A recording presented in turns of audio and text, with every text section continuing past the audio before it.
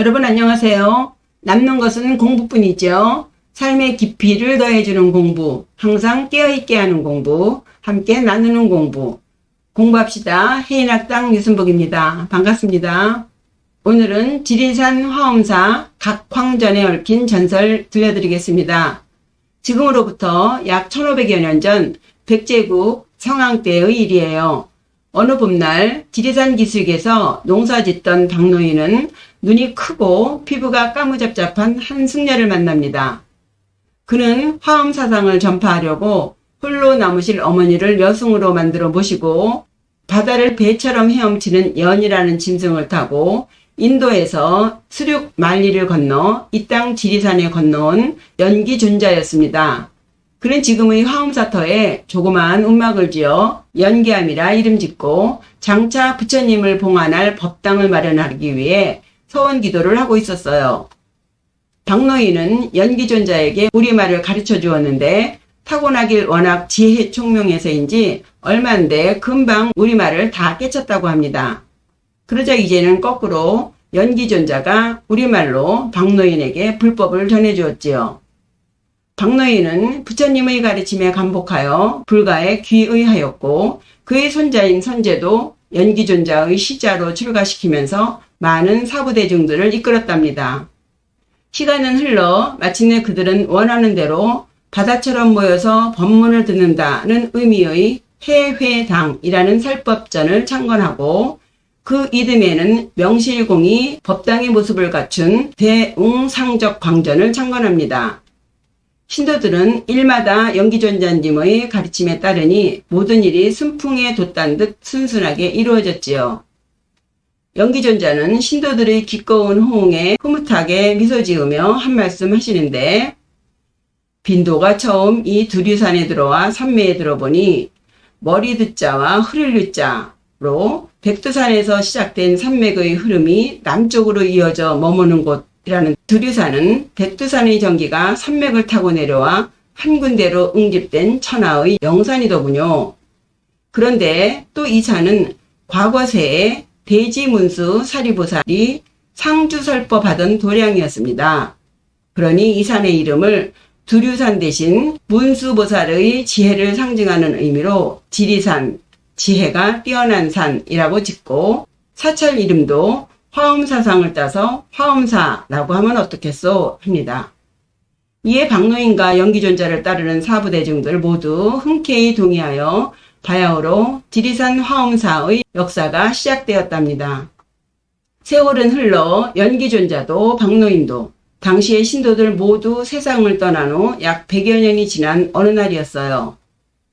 신라의 자장율사가 천덕여왕 14년 때, 그러니까 서기 645년에 당나라에서 유학을 마치고 돌아와 화엄사에 내사자 3층 석탑과 공양탑을 세워 당나라에서 모셔온 부처님 사리 백과를 봉안하여 중생들의 복전을 조성합니다.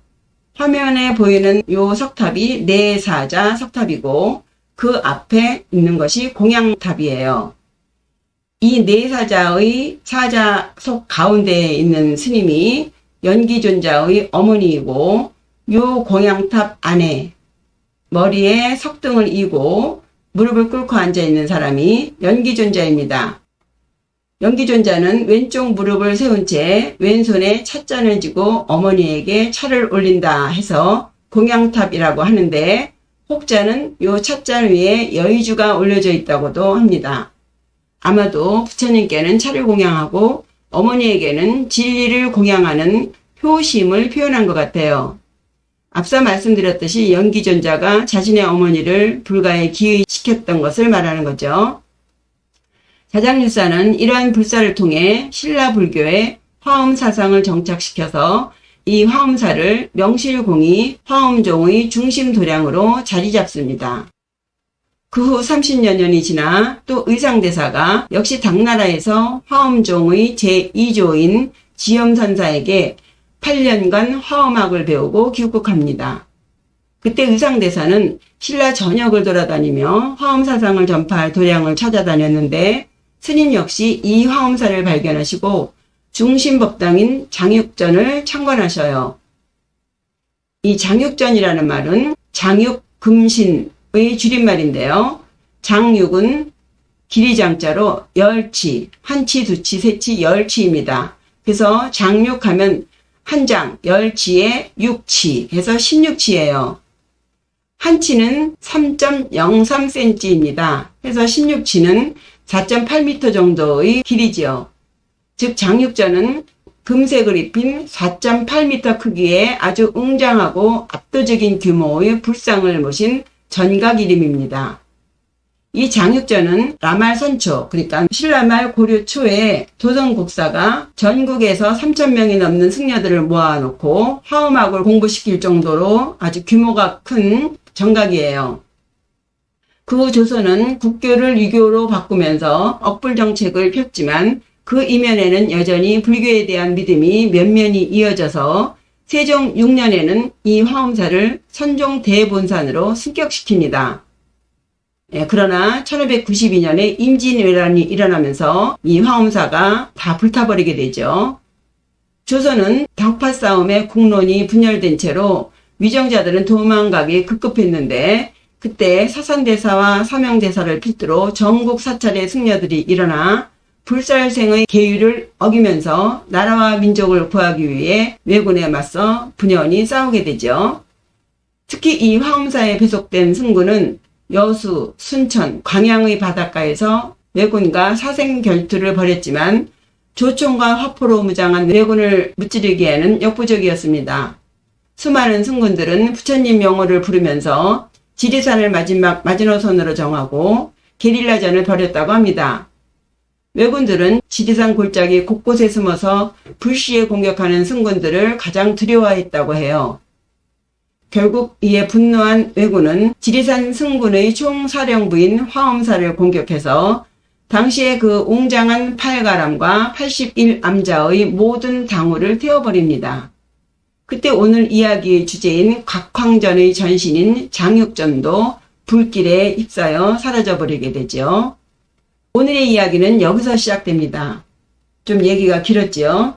당시의 화엄사 주지인 벼감대사는 불에 타버린 장육전을 다시 세워야 한다는 간절한 마음으로 왕실의 후원을 받아 대웅전과 일부 요사체를 완성하고 그의 제자인 계파선사에게 장육전의 불사를 맡겨요. 계파선사는 수행이 깊고 덕망과 자비를 실천하는 승려였지만 이런 막중대사를 앞두고 걱정이 이만저만이 아니겠지요. 승려에게 뭐 별다른 방법이 있겠습니까? 오직 부처님께 매달리는 것 외에는 없으니 계파선사는 명이 내려진 그날부터 부처님 전에 향을 피우고 무릎 꿇고 앉아 일구월신 오직 장육전 중건을 위해 기도를 시작합니다. 그러던 어느 날 새벽이었어요. 비몽사몽간에 금빛 광명 속에 나타난 문수보살을 친견하게 됩니다. 너무도 황홀한 장면에 눈부셔하고 있는데 문수보살님이 말씀하시길 계파야, 큰 불사를 성취하려면 그 불사와 인연이 있는 진실한 화주승을 선발해서 그 화주승이 복이 있는 시주자를 찾도록 해야 한다 하십니다. 화주승이라는 말은 조선시대의 억불정책으로 불교가 경제적으로 어려워지자 사찰의 불사나 절의 운영에 필요한 재물을 마련하기 위해 신도들에게 시주를 걷던 스님을 말해요. 그러자 계파 스님이 진실한 화주승을 어떻게 찾을 수 있겠습니까? 하니 문수보살이 물을 담은 항아리와 밀가루를 담은 항아리를 준비해서 먼저 물 항아리에 손을 담근 다음에 밀가루 담은 항아리에 손을 넣어 밀가루가 손에 묻지 않은 승려가 바로 장육전 중건의 진실한 승려이니라 하셨습니다. 계파선사는 대중 스님들에게 꿈속에서 받은 계시를 전하고 시행하겠죠. 그러나 화엄사 스님들 1000여 명이 모두 응시했으나 물 묻은 손에 밀가루가 묻지 않은 스님은 없었습니다. 이제 마지막 남은 한 명이 있었는데 그는 공양간에서 공양을 짓는 스님이었어요. 가난한 집의 아들로 출가해서 오직 10년 동안 대중 스님의 공양만을 짓겠다고 원력을 세운 30대 중반의 승려였습니다. 이제 원력을 세운 지 10년 기한도 거의 다 끝나가고 있었는데 이제 그가 마지막 남은 한 사람이지만 대중 스님 누구도 그에게 기대를 하지 않았지요. 그런데 이게 웬일인가요? 뜻밖에도 공양주 스님의 손에 밀가루가 묻어나오지 않더래요. 계파선사는 놀라움에 두 손 모아 합장하며 대중들에게 이 사실을 알리고는 정식으로 가사장삼을 갖춰 입고서 대중들과 함께 이 공양주 스님을 향해 삼배의 예를 올렸습니다. 대중들은 이 희한한 일에 뭐라 이견을 달 게 없었지요. 어찌 물 묻은 손에 밀가루가 묻지 않을 수 있겠습니까? 계파선사는 공양주 스님에게 그대가 10년을 공양주로 일을 하였으니 그 어떤 대중보다 복력이 스승하기에 오늘의 시험에 이적을 나타낸 것이다. 그대는 문수보살이 선택한 화주승이니 부디 힘을 다해 장육전을 중건해 주기 바라오 하며 모든 중책을 맡기게 됩니다. 일이 이렇게 되고 보니 이제 고민은 계파선사에서 공양주 스님에게로 옮겨졌지요. 출가해서 승려가 된 후 하는 일이라고는 오직 공양간에서 대중공양만 지었을 뿐이라 화주에 관해서는 전혀 아는 것이 없으니 나오는 이 한숨뿐이었지요. 결국 공양주 스님 또한 할 수 있는 일이라고는 오직 문수보살님의 명호를 부르며 발언하는 것일 뿐. 바로 백일기도 정진에 들어갑니다. 지혜로우신 대지 문수보살님이시여 저에게 지혜를 주시옵소서. 어찌해야 온 대중의 소원인 장육전을 중건할 수 있겠습니까? 부디 하루속히 큰 지혜를 내려주소서. 그는 하루도 빼지 않고 매달려 기원합니다. 한편 화엄사에서 구례 쪽으로는 삼진강이 있는데 그 삼진강이 바라보이는 산 밑에 8순이 넘는 백발노파가 움막을 짓고 홀로 외로이 살고 있었대요. 그녀는 30대 중반에 먼 지방에서 유랑민처럼 흘러들어왔기 때문에 그녀에 관해서는 그 누구도 아는 바가 없었답니다. 다만 생김새가 호리호리한 몸매에 키도 적당히 크고 갸름한 얼굴에 코는 오똑하며 붉은 입술은 작지만 야무지게 담은 모양으로 젊었을 때는 꽤나 인물이 출중했다고 짐작할 뿐입니다. 그러다 보니 그녀를 유혹하는 남자들도 꽤 있었겠지요. 그때마다 그녀는 자신이 몹쓸 전염병에 걸려서 시댁에서 쫓겨난 몸이라고 둘러대기도 했고 또 일부러 얼굴을 씻지 않고 누추하게 다니고 또 때로는 습검정을 묻혀서 남자들을 따돌리기도 했대요. 그러다 보니 어느새 그녀는 관심밖의 인물이 되었겠지요. 생계가 어려웠던 그녀는 가끔씩 화엄사에 법회가 있으면 걸망을 메고 내려와 구석자리에 앉아 법문을 듣고 법회가 끝나면 부엌일하는 채공부사를 돕거나 절의 굳은 일을 해주면서 식은 밥이나 누룽지를 얻어가지고 돌아가곤 했대요. 그러면서도 잊지 않는 것이 초라한 움막에 정자하고 앉아 한 알 두 알 염주를 돌리며 나무 대지 문수사리보살의 명호를 부르며 기도하기를 한시도 멈추지 않았답니다. 특히 그녀는 방벽에 원효대사가 말씀하신 글을 붙여놓고 오직 생사윤회를 하지 않는 것을 원했다고 합니다. 읽어보면요. 막생해, 태어나지 말아라, 기사야 고, 죽는 것이 괴롭다. 막사해, 죽지도 말아라, 기생이야 고, 태어나는 것도 괴롭다. 이 문장은 원효대사가 벙어리 이 사복의 어머니 장례를 치르면서 읊은 축원문에 나오는 글이랍니다. 사복은 이 말을 듣고 사생고해, 죽고 사는 것이 다 괴롭다라고 했답니다. 생사를 끊지 못하고 윤회하는 고통을 표현한 말로 이 사생고해보다 더한 말이 있을까 싶네요. 어쨌든 그녀는 눈이 오나 비가 오나 바람이 부나 눈을 뜬 새벽부터 밤이 깊도록 염주를 돌리면서 세월을 보냅니다. 그 칠흑같이 고왔던 머리카락은 백발이 되었고 피부는 쪼글쪼글해졌으며 낡고해진 결망에 지팡이를 짚고 비틀거리는 늙은 거지노파가 되었답니다. 누군가 이름이라도 물어볼라 치면 알 듯 모를 듯 미소 지으며 손가락으로 그녀의 오른쪽 이마에 난 점을 가리키며 전박이 노파라고 했대요. 다시 장육전으로 돌아와서요. 화주승이 된 공양주 스님은 100일간의 기도가 끝나기 전날 밤 그렇게 기다리고 기다리던 문수보살을 칭견하게 됩니다. 금빛 광명 속에 나타나신 문수보살은 장육전 불사를 하려면 시주자가 전생에 복을 많이 지은 사람이어야 하느니라. 그대는 걱정하지 말지어다. 내일 이른 아침에 시주할 사람을 만나게 될 것이니라. 놀랍고 놀라운 화조승은 감격하여 합장하며 말하길, 어디를 가야 그 시주자를 뵐 수 있겠습니까? 하교하여 주소서. 내일 아침 일찍 길을 나서거라. 시주자는 그대가 산을 내려가면서 제일 처음 만나는 사람이니라. 그대는 그 사람에게 무조건 장육 전에 시주 약속을 받아야 하느니라. 알겠느냐? 예, 하교하신 대로 그분께 반드시 장육 전 시주를 약속받겠사옵니다. 화주승은 꿈에서 화들짝 깨어나 문수보살님께 감사기도를 드리고 이른 새벽 설레는 가슴을 안고 산문을 나섰습니다. 안개 낀 새벽길을 걸으며 장육전을 중건할 시주자를 그려봅니다. 아마도 고관대작이거나 천석군, 만석군 정도는 되어야 할 것이라고요. 그는 부푼 마음으로 문수보살의 명호를 부르며 행여 놓칠까 안개 속을 뒤지듯 걸었습니다. 얼마쯤 갔을까요? 그때 저기 그의 시야에 들어오는 사람의 모습이 희미하게 보이더랍니다. 정말 보살님이 알려주신 맨 처음 만나는 사람이죠. 그 사람은 분명 화엄사 쪽으로 걸어오고 있었습니다. 신기한 마음이 합장한 채로 그가 다가오기를 기다리고 서 있었지요. 그런데 이게 웬일인가요? 안개 속에 나타난 그 사람은 참으로 뜻밖의 인물이었습니다. 그는 바로 앞서 말했던 전박이 거지노파였어요. 그의 잔일을 도와주며 누룽지나 얻어간 그 거지노파 말이에요.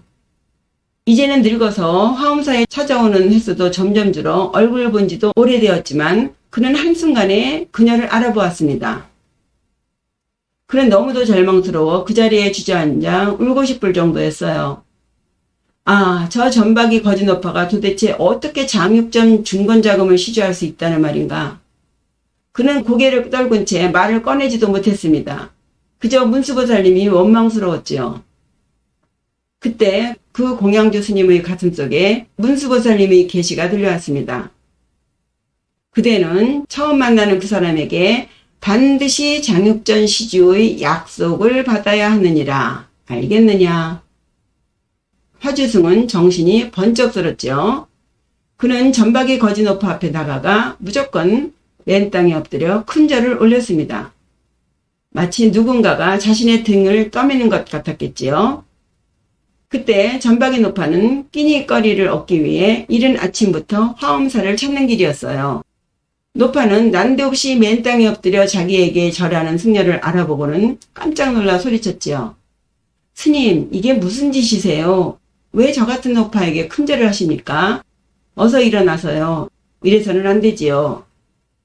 화주승은 엎드린 채 목매인 음성으로 말했습니다. 대보살님, 부디 장육점을 지어주십시오. 이 얼마나 황당한 말인가요?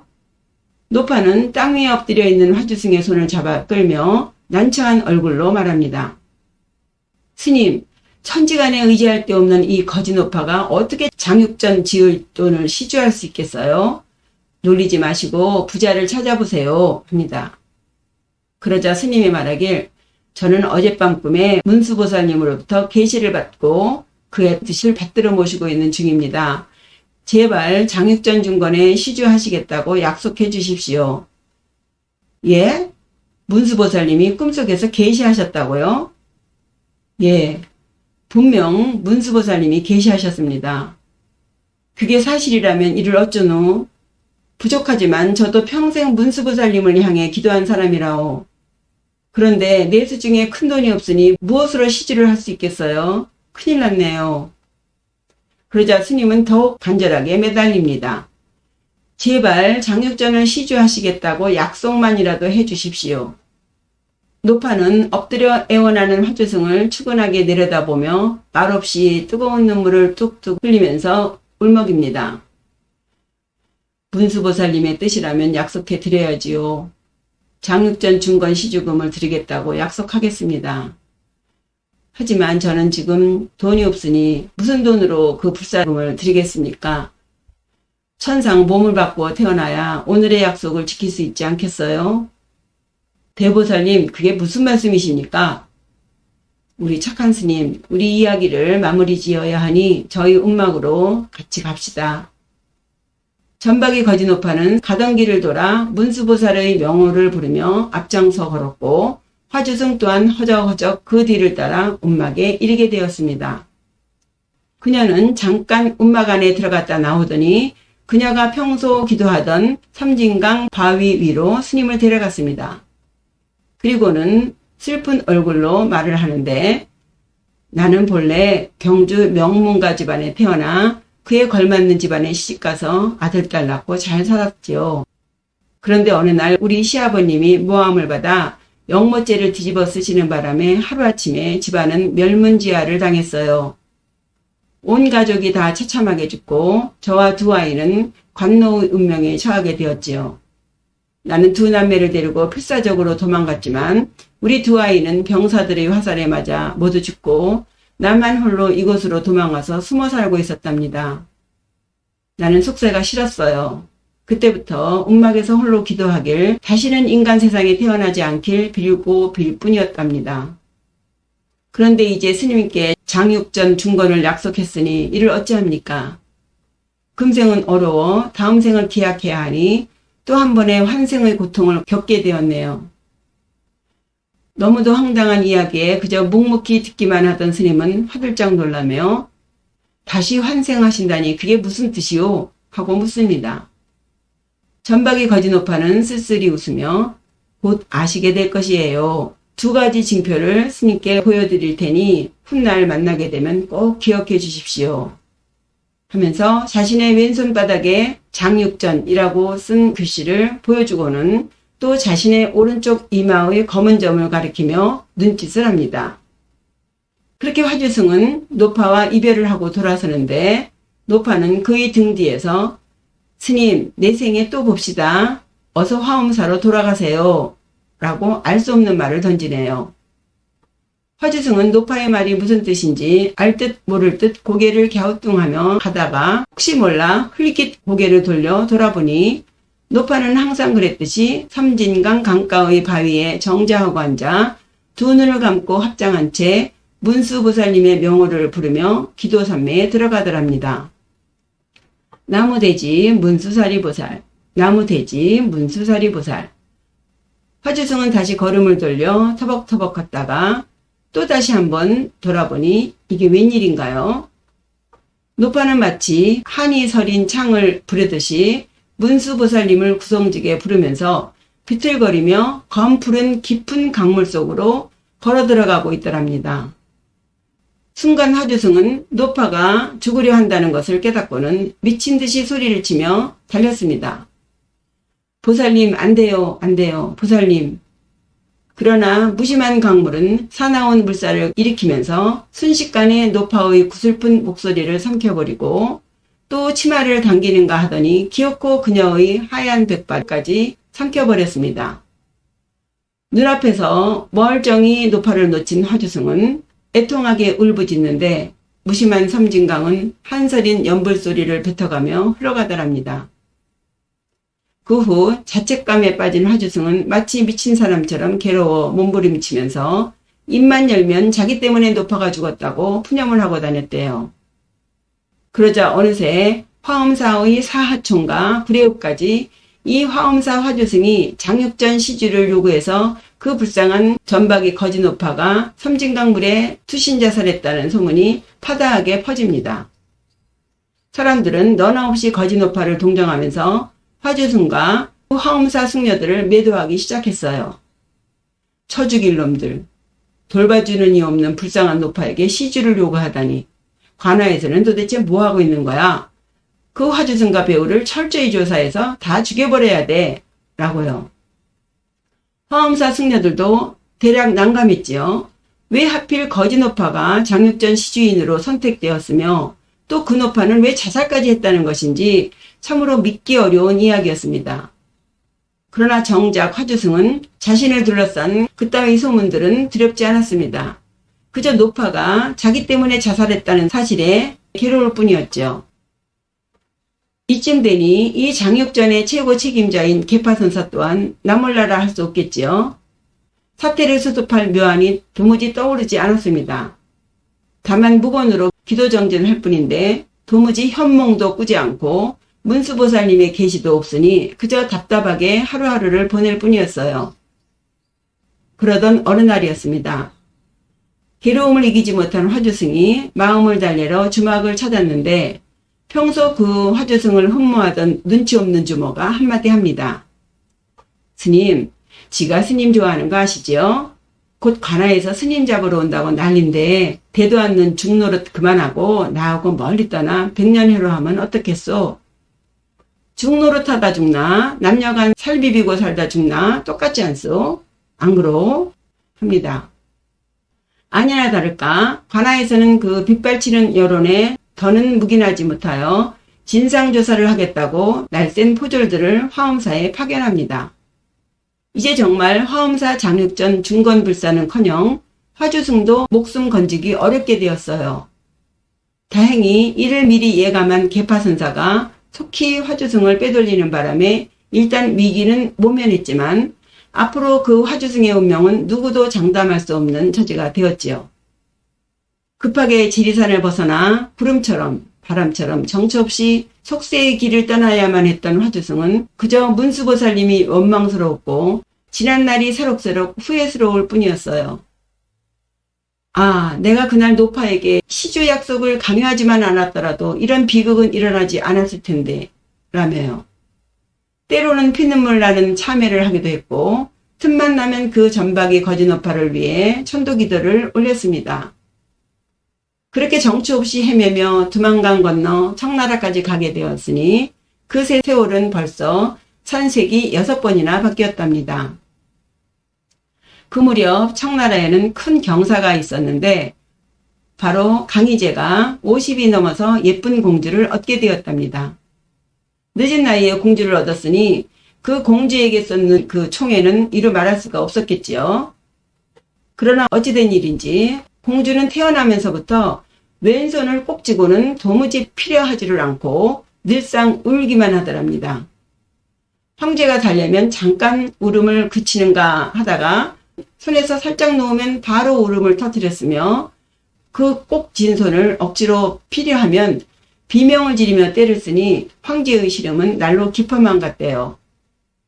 자연스럽게 그 공주의 그 회개한 병은 소리소문 없이 궁궐 밖으로 퍼져나갔겠지요. 그러던 어느 화창한 봄날이었어요.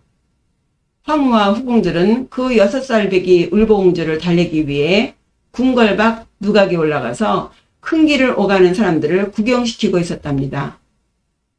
울보공주가 나왔다는 소문에 백성들은 다투어 누각 밑에 모여드니 한순간에 인산인해를 이루었대요. 군중들은 예를 갖추며 공주에게 손을 흔들며 반겼지만 공주는 더더욱 소리를 내어 울 뿐 전혀 좋아하지를 않더랍니다. 그런데 그때 전혀 뜻밖의 일이 벌어졌대요. 울기만 하던 공주가 갑자기 울음을 뚝 그치고는 군중 속을 가리키면서 큰 소리로 저기 우리 착한 스님이 있어요 라고 하더래요. 황후가 놀라서 공주가 가리키는 쪽을 바라보니 그곳에는 승려 한 사람이 목탁을 치며 지나가더랍니다. 그는 바로 조선에서 청나라로 도망온 화주승이었겠지요. 갑자기 누각 위의 황후와 시녀들인 물론 주위의 군중들이 일시에 자신을 쳐다보니 놀라지 않을 수 없었을 거예요. 관원에 붙잡히면 꼼짝없이 죽을 목숨이니 황급히 도망치려고 합니다. 그러자 공주가 또 소스라치게 놀라며 울음을 터뜨렸대요. 기이한 생각에 황후가 공주에게 묻기를 공주야, 저 스님을 데려올까? 하니 공주는 해맑게 웃으며 고개를 끄덕이더랍니다. 급히 황후는 어전 시위를 시켜서 승려를 데려오게 하자 꼼짝없이 황후에게 붙잡혀온 승려는 자신은 조선에서 온 승려라면서 그저 살려달라 용서를 빌 뿐이었대요. 그때 공주가 달려오더니 승려의 옷을 잡아당기며 착한 우리 스님이라며 연신 벙글벙글 웃으며 그토록 펴지 않으려 했던 꼭 쥔 주먹을 승려의 눈앞에 활짝 펴 보이는데 그 손바닥에는 장육전이라고 씌어있더랍니다. 그리고는 또 손으로 오른쪽 이마를 가리키는데 그곳에는 파달만한 검은 점이 박혀있더래요. 그제야 알게 되었겠지요. 지난날 전박이 거지노파가 손바닥에 써서 보여준 붓글씨며 이마의 검은 점을 말이에요. 화주승은 공주가 장육전의 중건 약속을 해준 그 전박이 노파의 환생이라는 것을 믿어 의심치 않았습니다. 그 광경을 바라보던 황제와 황후는 화주승에게 그간의 기이한 인연의 이야기를 들으며 기를 의심했대요. 말로만 듣던 그 환생의 이야기를 지금 눈앞에서 직접 자기의 공주로부터 목격하고 보니 참으로 믿지 않을 수가 없었지요. 인간의 육신은 죽어 없어져도 그 영혼은 인연에 따라 윤회한다는 사실을 깨닫지 않을 수 없었습니다. 이러한 깨달음을 얻은 강희제 황제는 인과응보 사상을 온 나라에 널리 알리며 이제부터 모든 정치는 생명 존중을 바탕으로 펴겠다고 선포하고 전국의 옥고를 치르는 수행자들에게 큰 자비심을 베풀어 대사면을 내렸답니다. 그리고 조선에서 온 이 화주승을 특별히 접견하여 치하하고는 장육전을 증관할 수 있는 불사금을 시주하여 공주가 했던 전생의 약속을 지켜주었지요. 이제 드디어 화주승은 꿈에도 그리던 조선 땅을 밟을 수 있게 되었습니다. 그는 장육전 불사금을 가지고 지리산 화엄사에 돌아와 곧바로 장육전 중건을 착수했답니다. 그 이야기를 들은 숙종 또한 감탄에 맞지 않으며 불사에 필요한 일치의 경비를 지원해서 공사 시작한 지 4년 만에 장육전을 완성할 수 있었대요. 그때가 바로 청나라 강희제 38년 숙종 25년이 되는 김효년이었답니다. 숙종 또한 믿기 어려운 이 윤회의 이야기와 환생을 이렇게 여실하게 가르쳐준 장육전에 감탄하며 황예를 깨닫게 한 전당이라는 뜻으로 각황전이라 사액을 내리니 그때부터 장육전은 곽황전이라고 부르게 되었죠. 보통 이 곽황전 글씨를 숙종이 쓴 글씨라고 아는데 물론 숙종도 글씨에 일가견이 있어서 다른 사찰의 편액을 직접 쓰기도 했답니다.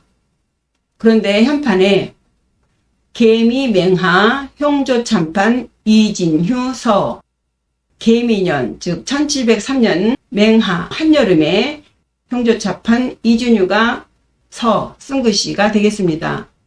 이 이진휴는 조선 중기의 문신이자 명필인데 숙종이 그의 글씨를 높이 평가해서 그에게 글씨를 맡겼다고 짐작할 수 있겠습니다. 이 이야기는 이렇게 끝납니다. 정리해보면 과거, 현재, 미래 3생이 모두 자기 스스로가 지은 인과 응보에 따라 이루어지며 환생은 분명히 있다는 것을 깨우쳐주는 이야기입니다. 불교 입문서인 42장경 제5장에 3세 인과의 원리를 간결하게 설명한 문장이 있는데요. 이 곽황전 전설 이야기를 이 문장으로 마무리를 해볼까 합니다. 욕지 전세인 전생에 지은 업을 알고 싶은가? 금생 수자시 금생에 받는 것이 그것이다. 욕지 내세과 내세의 과보를 알고 싶은가? 금생 작자시 금생에 지은 것이 그것이다.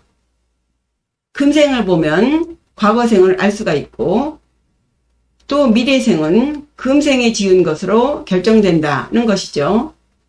모든 일은 내 학이 달렸으니 남의 핑계 대지 말아야겠습니다. 이것으로 지리산 화엄사 곽황전에 얽힌 전설 이야기를 마치겠습니다. 후원해 주시는 여러분, 가입자 여러분들 감사합니다. 여러분의 후원과 협조는 해인학당 발전에 큰 도움이 됩니다. 구독과 좋아요, 댓글 잊지 마시고요. 시청해 주셔서 감사합니다. 안녕히 계세요.